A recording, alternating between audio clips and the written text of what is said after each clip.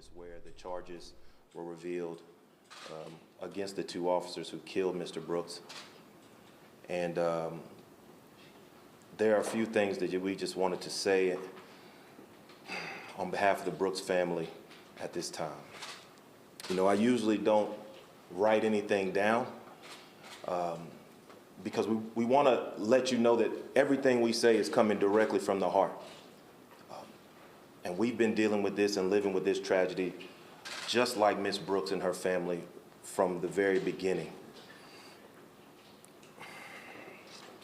I want everybody to know that we want you to stay focused. This is not the finish line. This is the starting point. Yes, we appreciate and we commend the DA's office for charging these officers appropriately. But that's just step one. Step two is convictions on all charges. And then after that, we have to find a way to try to make things right for the Brooks family and for those children. Like Chris and I have said before, justice is not something that is going to be easy in this case. It never is. How do you find justice for 3 little girls who will never see their father again? How do you get justice for a little girl who on her birthday every single year from now until the rest of her life, she will remember that that's the day she found out that her dad died? How do you get justice for that little girl?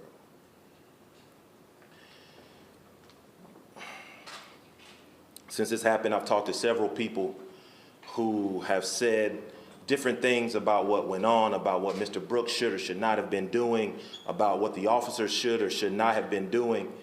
And to those people I say, with these new revelations, again, I implore you, look into your heart and have some empathy for another human being, because that's what Rayshard Brooks is and was, another human being.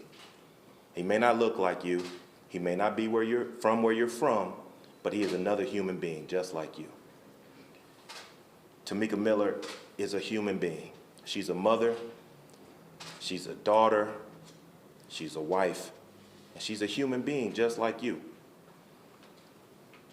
So when you see Officer Rolfe kick Rayshard Brooks after he shot him in the back, while he's laying on the ground dying, think about that before you start to get into things that don't matter at all, that are completely irrelevant to this case, and to generally just to all of us as humans. We should be together on this, not apart. I was taught when I was a kid that you don't kick a man when he's down. I mean, I learned that playing sports. I was taught that was a kind of an American thing. You know, that is one of our ideals. We don't kick people when they're down. Well, what you saw and what we all saw is one officer standing on a man who was dying, standing on top of him. And then the other officer literally kicking him while he was on the ground dying. Literally kicking him while he's down. What that showed me as I was watching that press conference is this.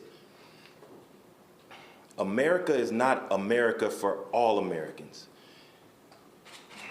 And as we come to the July 4th holiday in a couple of weeks, there will be a lot of people celebrating. But there will be just as many people who are not going to feel comfortable celebrating, who will still be in the streets fighting for injustice. So, again, we ask everyone, continue fighting, keep doing your part, and stand with and support this family, because right now they really need you. Thank you.